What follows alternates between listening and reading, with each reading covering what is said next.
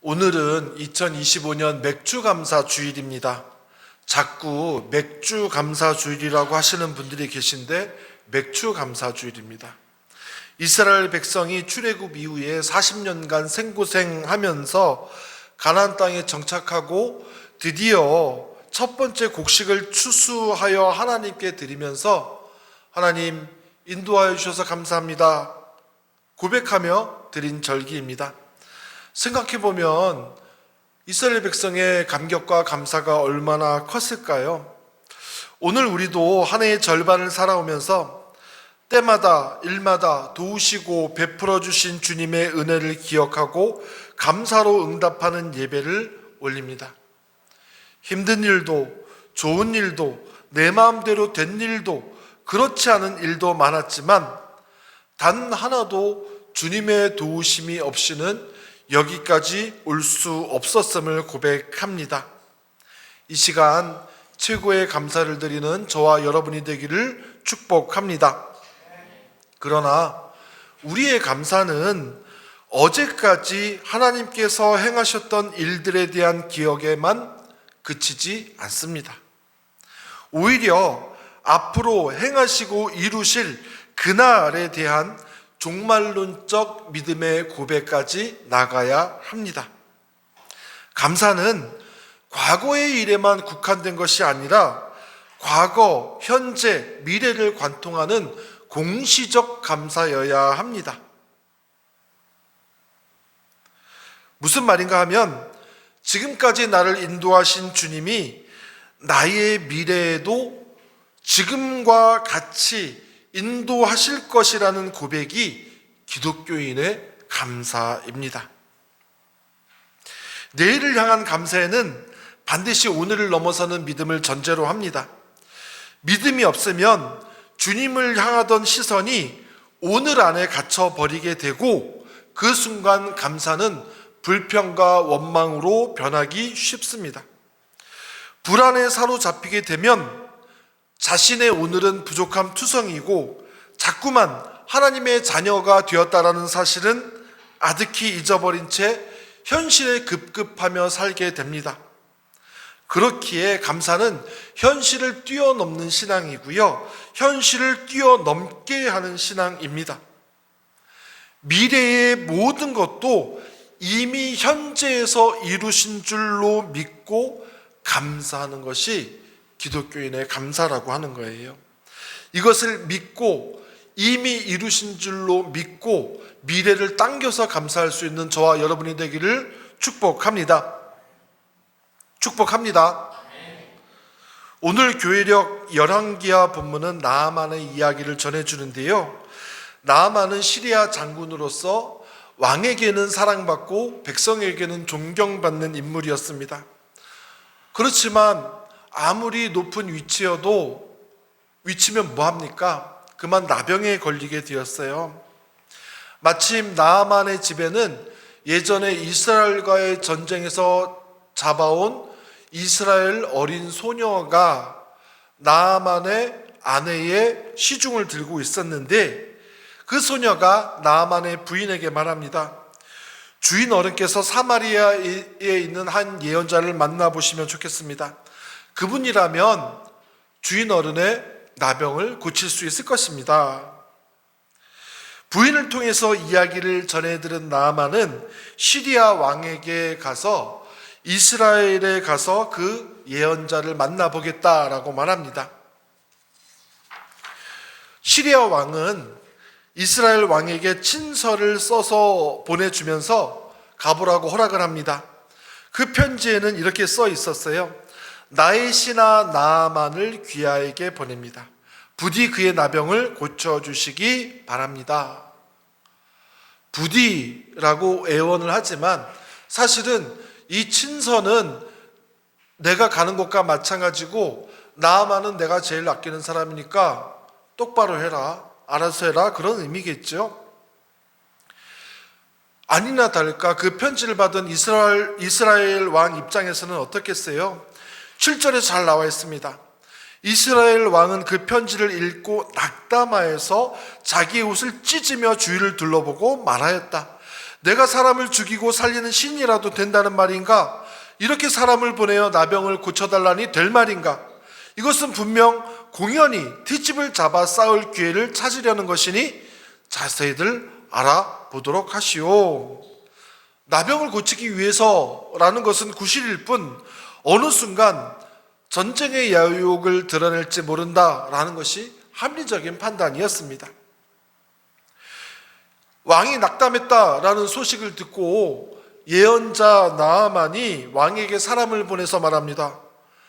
아니 어째서 옷을 찢으셨습니까? 그 사람을 나에게 보내주십시오. 이스라엘 땅에 하나님의 예언자가 있다는 것을 제가 보여주겠습니다. 그러자 나아만이 군마와 병거, 말과 병사와 전차를 거느리고 엘리사의 문 앞에 이르렀습니다. 그런데 여기서 사달이 나요. 엘리사는 그저 사환을 시켜서 나아만에게 말을 전합니다. 요단강으로 가서 몸을 7번 씻으면 당신의 몸이 다시 깨끗하게 되실 것입니다. 속된 말로 나아만은 꼭지가 돌았어요. 시리아 왕의 친서까지 가지고 왔고 직접 엘리사의 집 앞까지 왔는데 버선발로 뛰어나서 자신의 머리에 안수를 해주지는 못할 망정 코빼기도 보이지 않고 사환을 통해서 요단강에 가서 몸을 씻으라니, 요즘으로 치면 커다란 외교적 결례고요. 이것 때문에 나아만의 자존심이 크게 상했습니다. 게다가 나병이라는 것이 그런 정도로 나을 것이면 벌써 나았겠지, 그런 생각에 나아만은 발길을 돌이키고 부은을 참지 못하고 떠나려고 했다라고 성경에 나와 있습니다. 나아만이 맘만 먹으면 데려온 군사들을 풀어서 그 지역을 쑥대밭으로도 만들 수 있는 일촉즉발의 상황입니다. 그 긴장감 넘치는 상황을 단박에 역전시킨 것은 부하들의 한마디였습니다. 13절. 그러나 부하들이 그에게 가까이 와서 말하였다. 장군님, 그 예언자가 이보다 더한 일을 하라고 하였다면 하지 않으셨겠습니까? 다만 몸이나 씻으시라는데, 그러면 깨끗해진다는데 그것 좀 못할 까닭이 어디에 있습니까? 틀린 말이 아니죠. 나아만은 이내 마음을 돌이켜서 엘리사가 시킨 대로 요단강에 가서 7번 몸을 씻습니다. 그러자 그의 살결이 어린아이처럼 되어서 깨끗하게 낫게 되었다라는 것이 오늘의 이야기입니다. 예전에는 엘리사라는 선지자가 기적을 행하는 그런 부분에만 초점을 갖고 말씀을 읽었는데요, 이번에 읽다 보니까 3번의 기회를 통해서 나아만이 하나님을 믿는 사람으로 변화되는 이야기더라고요. 그걸 함께 나누고 싶습니다. 나아만은 3번의 기회를 얻었는데, 첫 번째 기회는 나아만의 집에 있던 이름도 기록되지 않은 전쟁포로로 끌려와 나아만의 아내를 섬기는 어린 이스라엘 소녀 몸종이었습니다. 이 소녀는 나아만 장군도 시리아 왕도 심지어는 이스라엘 왕도 갖지 못한 것이 있었는데요, 바로 살아계신 하나님을 향한 믿음이었습니다. 소녀가 이름이 몸종이지 사실은 노예잖아요. 그런데 담대하게 말합니다. 3절. 주인 어른께서 사마리아에 있는 한 예언자를 만나보시면 좋겠습니다.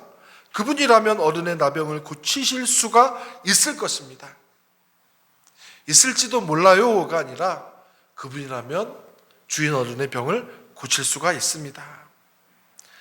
나병을 고칠 수 있다라는 한마디가 나아만의 굳게 닫혔던 마음에 희망의 문을 열었습니다.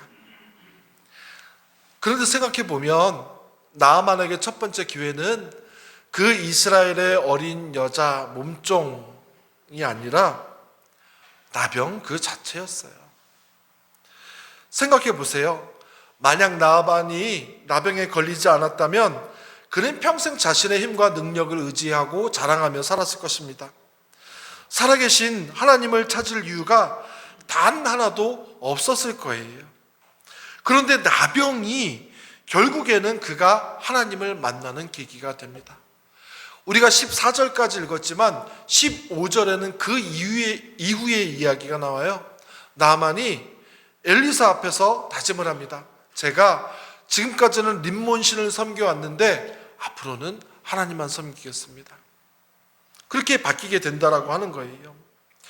저는 함부로 우리가 겪는 고난이 하나님의 뜻이다 라는 말을 참 조심해야 하는 말이라고 생각을 합니다. 제가 고난을 겪는데 누가 와서 목사님이 겪는 고난에는 하나님의 뜻이 있어요 라고 하면 저는 참 듣기 싫었어요. 거북했어요. 내가 죽을 것 같은데 옆에서 놀리는 것도 아니고 내 상황도 모르면서 어떻게 저렇게 쉽게 얘기할 수 있지? 그런 마음까지 들었습니다. 그런데 이번에 아내가 수술받고 저도 마음의 병을 앓으면서 바닥까지 내려가는 경험을 하고 한 가지 더 깨달은 게 있어요. 하나님이 우리의 믿음을 강하게 하시려고 고난을 주신다. 그것보다는 내가 하나님 없이는 살 수 없는 존재임을 깨닫게 하시는 하나님의 초대장이 고난이다. 그것을 깨닫게 됐습니다. 어떻게 할 수 없는 상황에서 2주 동안 걸으면서 예수 기도를 계속했습니다. 예수 기도가 뭐냐면 하나님의 아들 그리스도여 나를 불쌍히 여기소서. 이 문장만 반복해서 계속 읊조리는 거예요. 하나님의 아들 그리스도여 나를 불쌍히 여기소서. 하나님의 아들 그리스도여 나를 불쌍히 여기소서. 어느 순간 깨닫게 됐어요. 나는 주님 없이는 살 수 없는 존재구나. 그걸 깨닫게 되니까 마음이 조금은 편안해지더라고요. 예전에는 말로만이었는데 이번에는 저의 몸과 존재로 깨닫게 되었습니다. 여러분의 인생에 찾아온 고난이 있습니까? 해결되지 않는 문제가 있어요? 어쩌면 그것이 하나님을 만날 첫 번째 기회가 될 수 있음을 기억하시기 바랍니다. 두 번째 기회는 순종을 통해서 받습니다. 나아만이 첫 번째 기회를 붙잡고 이스라엘로 향합니다. 그러나 엘리사의 태도에 화가 나서 그냥 돌아가려고 해요. 다행히도 그의 옆에는 지혜로운 부하들이 있었습니다. 13절 우리 다 같이 한번 읽어볼까요? 13절 시작.